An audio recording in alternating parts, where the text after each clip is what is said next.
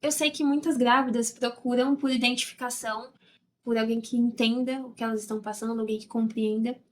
E eu confesso que pra mim foi muito difícil começar a curtir, de fato, a gestação de forma positiva, porque antes eu nunca tinha ouvido falar que gravidez era difícil, sabe? Oi, meu nome é Rebeca e hoje eu vim trazer algumas curiosidades sobre a minha gravidez, sobre a minha perspectiva, né? E por incrível que pareça, esse vídeo não é exatamente sobre gravidez. Eu acho que tudo começa pela forma que a gente é criado. Então, por exemplo, eu vou citar o exemplo da minha mãe, né? Sempre, sempre, sempre ela falou da gravidez como um período muito bom da vida dela. Ela gostou muito de estar grávida, ela queria muito engravidar. Então era uma coisa que ela sonhava muito, desejava muito. Então a impressão que eu tenho é que ela não sofreu nada na gestação dela. Ela fala às vezes que, nossa, ela não sentiu nada disso, enfim. Então, quando eu engravidei, eu não estava esperando por tantos sintomas. Eu tive de tudo um pouco.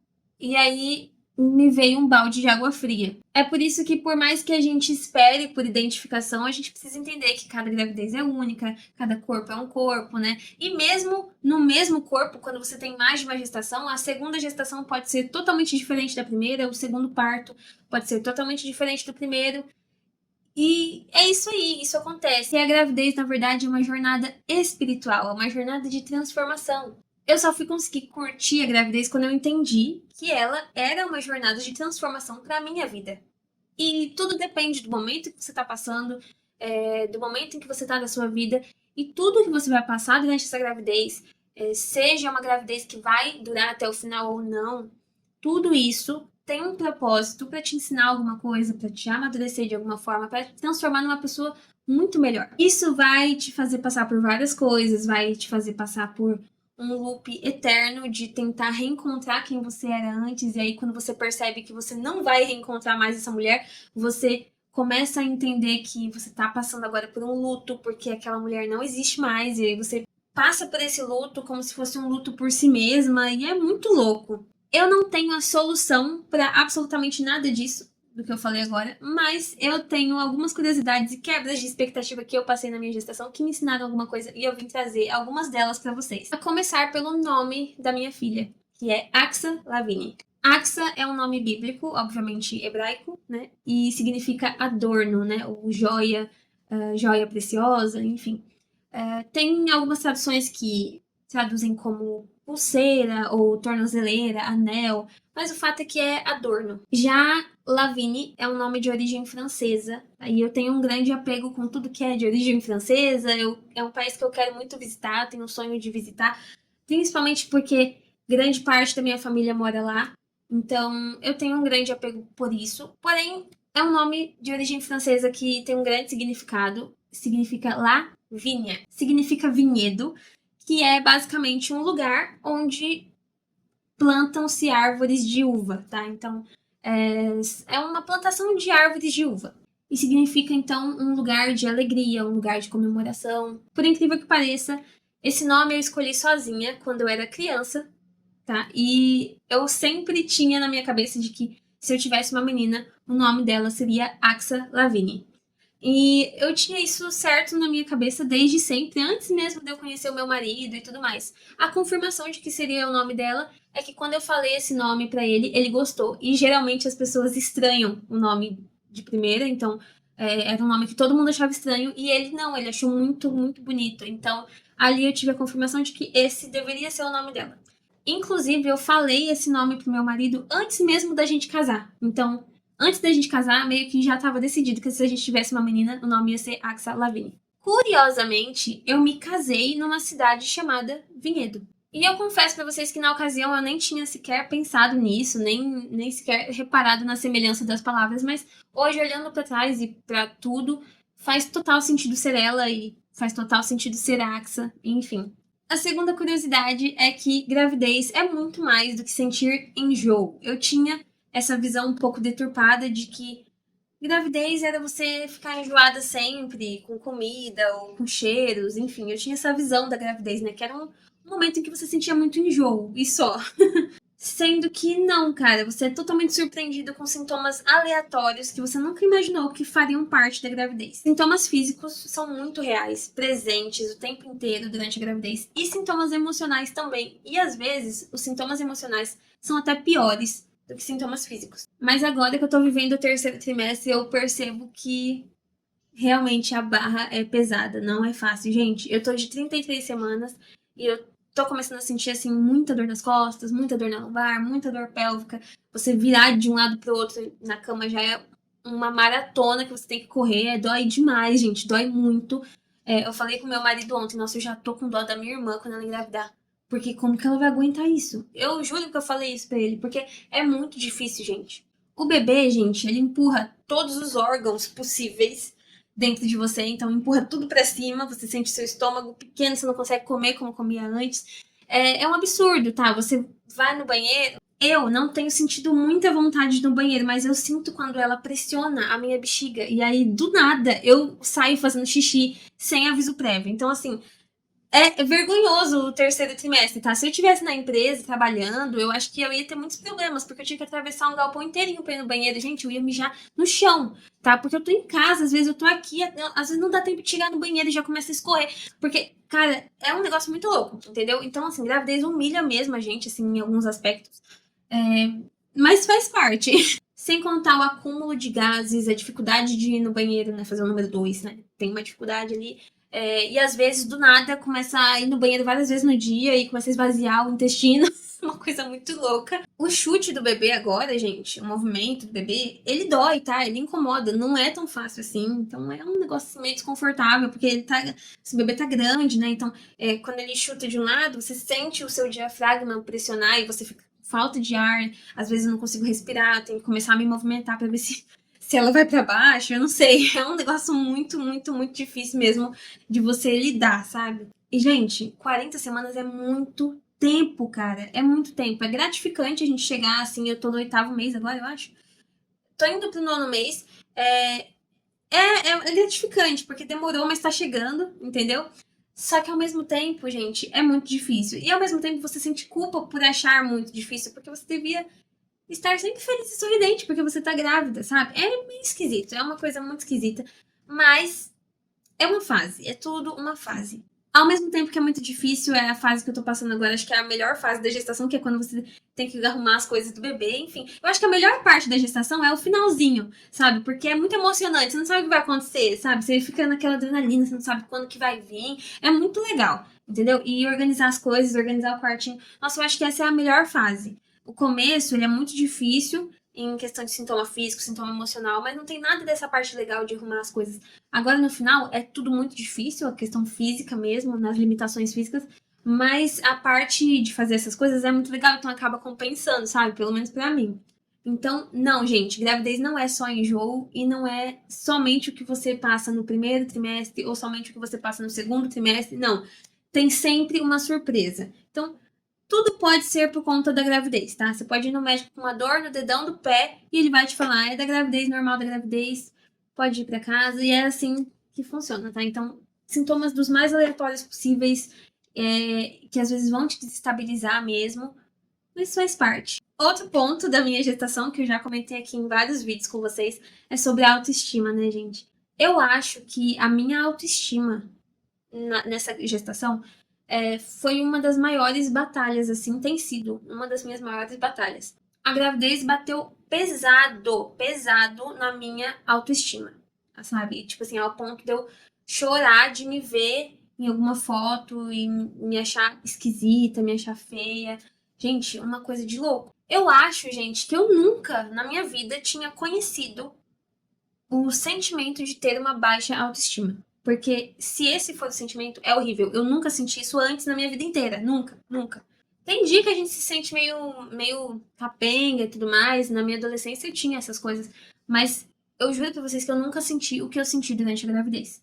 E o que eu tenho sentido ainda. Mesmo depois de arrumar o cabelo, ainda tem sido uma coisa que tá me perseguindo por conta do meu corpo, enfim. Eu tava numa fase que eu tava sempre muito bem arrumada, que eu tava cuidando muito de mim. O meu corpo, eu tava muito satisfeita com o meu corpo, eu tava muito satisfeita comigo. E, gente, assim, mudou completamente, né? O meu maior desafio atualmente é entender o processo que o meu corpo está passando e entender que é por um propósito muito maior e que vai valer a pena e que vai dar tudo certo. Depois vai voltar ao normal. Por mais que não volte como era antes, eu vou encontrar uma melhor versão de mim novamente. Quarta curiosidade: o meu casamento melhorou muito. E assim, gente, quando eu descobri que eu tava grávida, eu tava trabalhando fora, né? E eu tava trabalhando à noite. Então eu trabalhava das 2 às 11h30 da noite.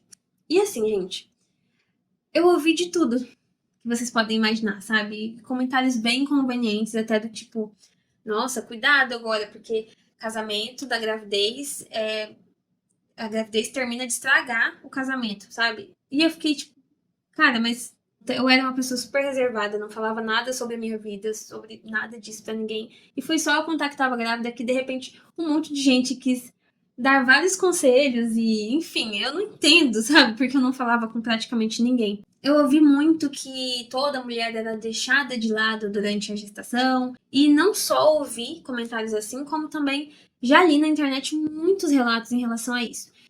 E eu confesso, gente, que isso nunca foi um medo pra mim, né? Porque eu conheço o marido que eu tenho, só que eu confesso pra vocês que eu me surpreendi positivamente em relação a isso. O meu marido, ele tem me provado todos os dias que ele é uma pessoa que tem tentado, ele tem se esforçado em ouvir o que eu estou falando. Isso é muito importante, porque o que a gente mais precisa nesse momento é ser ouvida e compreendida. E ele tem tentado, assim, de todas as formas, ouvir e compreender o que eu tô passando e o que eu tô precisando que ele faça, ou precisando da ajuda dele, enfim. Por mais que eu tenha ficado muito chata em alguns momentos, né, muito mais do que o normal, o que é totalmente compreensível e muitas pessoas não entendem.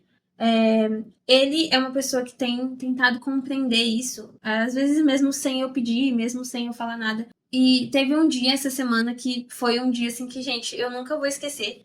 Que eu tava deitada, assim, já era mais de meia-noite. Eu pensei que ele já tava dormindo. E eu tava meio que me revirando, assim, porque eu tava com muita dor na lombar, tá? Muita dor na lombar. Então, sabe aquela dor de frio no osso? Eu tava com essa dor bem aqui, assim, sabe? É aquela dor de frio mesmo. E aí, aquela dor, assim, que incomoda, sabe? E era forte, assim, não era fraquinha, não. Só que eu sei que é normal, né? Terceiro trimestre, é isso aí mesmo.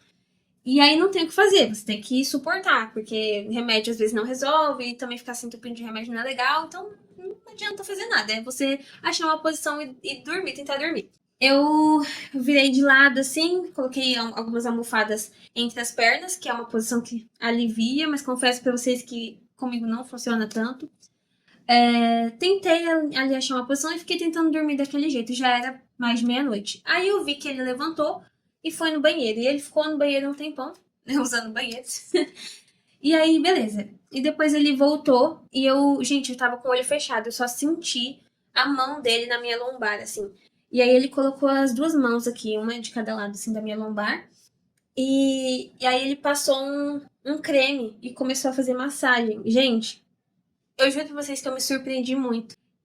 Porque eu não pedi, eu não falei nada sobre isso, mas ele percebeu, sabe, que eu tava com muita dor. Aí ele começou a fazer massagem e a gente ficou um tempão lá fazendo massagem na minha lombar. E, gente, tirou com a mão a minha dor. Vocês não estão entendendo. Eu consegui dormir e eu não tive mais aquela dor, de tão boa que foi a massagem. Então, massagem ajuda, inclusive fica a dica, tá, gente? Ajuda muito e alivia demais a dor na lombar. Eu fiquei, nossa, gente, eu dormi que nem um anjinho e depois não tive mais essa dor. Então, foi uma coisa que me ajudou muito. E eu percebi que ele estava atento ao que eu estava passando, sabe? Então, eu não precisei falar nada. Ele simplesmente me ajudou com isso, sabe? Então, foi uma coisa que significou muito pra mim. Eu fiquei muito feliz, gente. Fiquei muito feliz. É só pra vocês entenderem que coisas simples, atitudes simples do dia a dia podem ajudar muito uma grávida, sabe? Eu senti que a nossa conexão melhorou muito, a gente conversa muito mais, a gente conversa sobre tudo. Então, assim, e nós temos um alinhamento muito parecido, a gente tem um pensamento muito parecido de criação de filhos, o que é muito estranho porque eu tenho pensamentos terrivelmente diferentes das outras pessoas, né? Uma quinta curiosidade sobre a minha gestação é que eu me reencontrei com a minha infância em diversos momentos. Eu fui uma criança que eu tive que crescer muito cedo, Não por conta dos meus pais e nem por nada disso, mas por escolhas que eu fiz mesmo. Eu comecei a namorar muito cedo, por teimosia, né? E enfim. Mas isso fez com que, muito antes do que devia, eu tenha criado uma responsabilidade de lidar com um relacionamento sério, com os sentimentos de outra pessoa, com o emocional de outra pessoa, né? Precisei desenvolver uma responsabilidade afetiva muito cedo. E isso, para uma criança, é muito perigoso, para um adolescente é muito perigoso. Isso é o que eu mais tenho desejo de ensinar para a Axa, o quanto as fases da vida dela precisam ser respeitadas. Porque se a gente ultrapassa em algum momento da vida, em algum momento, em alguma situação, a gente vai querer voltar. E involuntariamente ou até inconscientemente a gente vai virar um adulto totalmente infantilizado. Ou pior, a gente vai querer voltar e viver coisas que a gente não viveu e fazer coisas que a gente não fez num momento da vida onde não tem mais condição de você estar vivendo isso e fazendo isso. Então, é por isso que a gente se depara com tantos adultos infantis, né? E eu me deparei com isso na minha vida em diversos momentos. Eu percebi que foi um tratamento de Deus mesmo na minha vida durante a gravidez, que foi me encontrar com um momento da minha infância que eu tinha esquecido, né? Que a minha memória tinha apagado. Eu tenho um traço melancólico muito forte, então eu guardo muito cenas que me machucaram, sabe? Eu tenho muito isso, assim. E cenas boas eu tenho também, só que não, parece que não em tanta quantidade, eu não sei explicar. A minha memória, eu sinto que ela retorna por volta dos 10, 11 anos de idade, quando eu já comecei a perder essa infância, né? Então, nossa, é muito complicado. Eu reparei que durante a gravidez, em singelos e simples momentos, eu lembrava de algo que aconteceu na infância, uma coisa boa. E aí eu ficava, nossa, isso eu comia quando eu era criança. Nossa, isso eu fazia quando eu era criança. Então, assim, em diversos momentos eu me deparei com comida, cheiros, assim, que me remetiam a cenas da infância muito boas, da minha primeira infância mesmo, sabe? E eu acho que foi um trabalhar de Deus muito lindo na minha vida durante a gestação. Eu vou dar um exemplo bem bobo pra vocês, mas isso aconteceu essa semana também.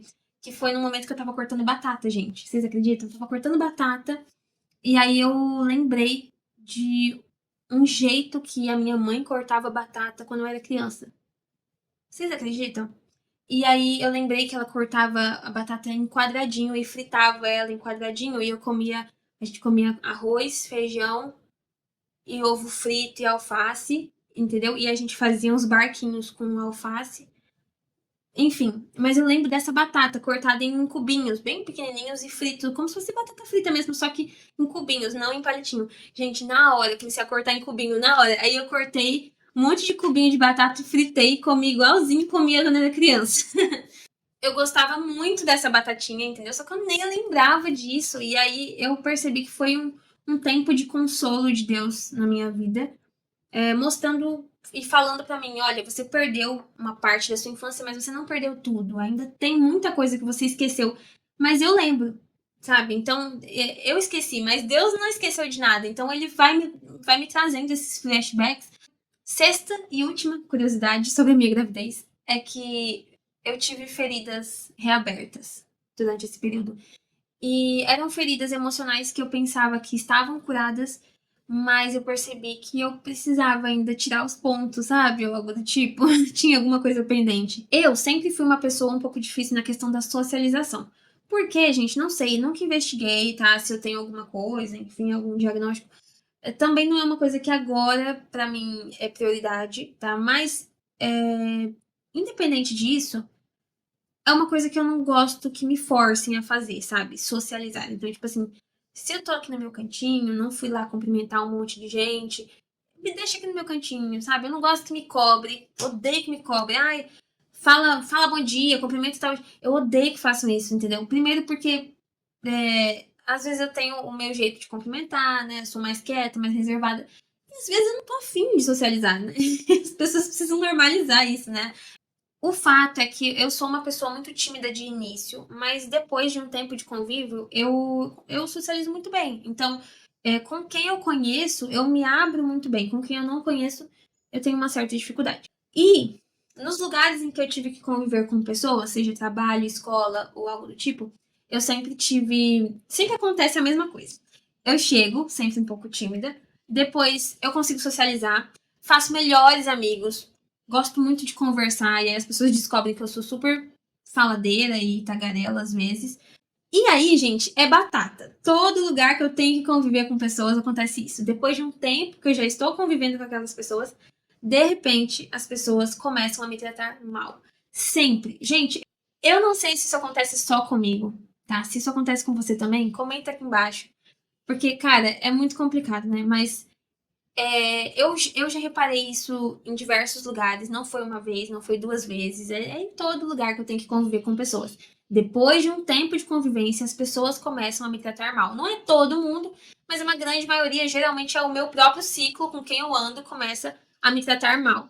Eu não sei explicar muito bem, mas é mais ou menos como se, por exemplo, sabe quando você tá num assunto e aí você faz um acréscimo ao assunto e as pessoas começam a invalidar o seu acréscimo ou meio que agir como se, nossa, ela só fala besteira, tipo, como se as minhas opiniões fossem descredibilizadas. Às vezes eu falava algo que eu tenho certeza do que eu tô falando, e aí as pessoas meio que não acreditavam, achavam que eu tava dando uma de sabe tudo, enfim. Sendo que às vezes não era a intenção, né? E eu só tô tentando fazer um acréscimo à conversa, normal, tô dentro da conversa junto com outras pessoas, e eu me sentia um pouco invalidada, um pouco diminuída, um pouco desprezada, assim, por outras pessoas. E isso foi me causando traumas, né? Eu fui ficando um pouco calejada, assim. Então, cada vez mais eu fui fazendo menos amigos e me socializando cada vez menos.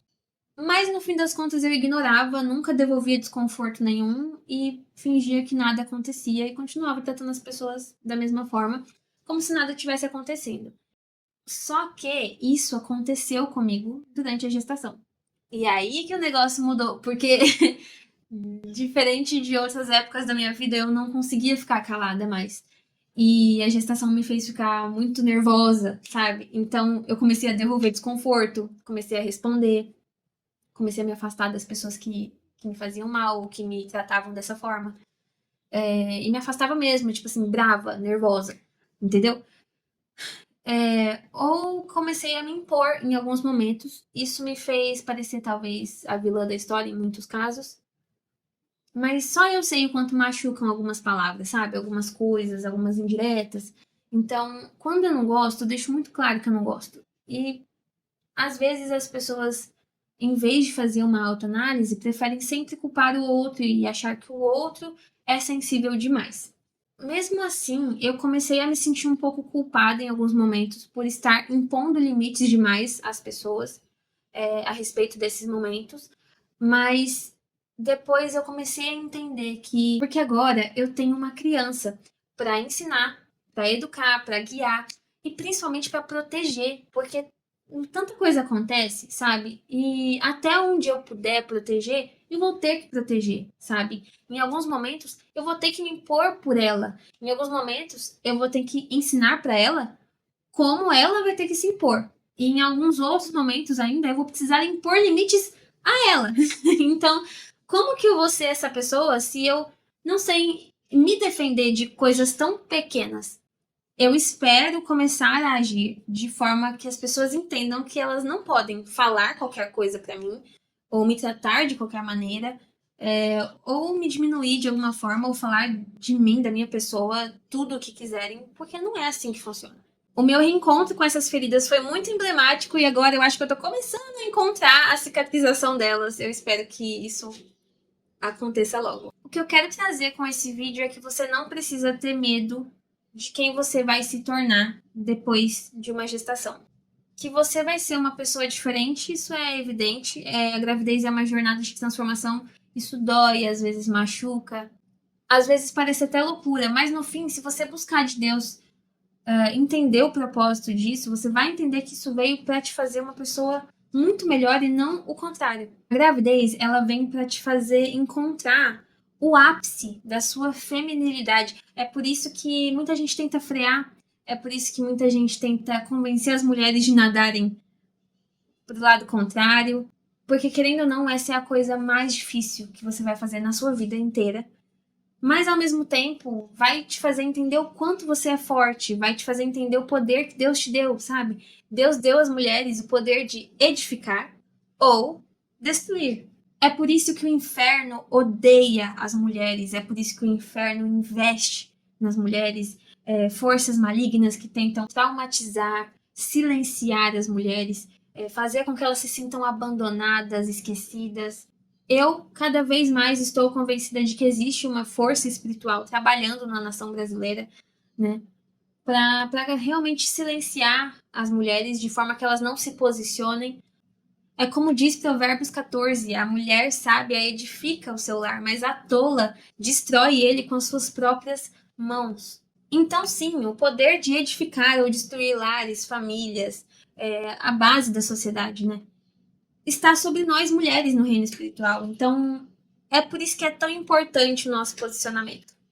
Eu espero que esse vídeo tenha te ajudado. Se inscreve no canal e ativa o sininho se você é uma mulher em construção que está buscando a sua melhor versão todos os dias.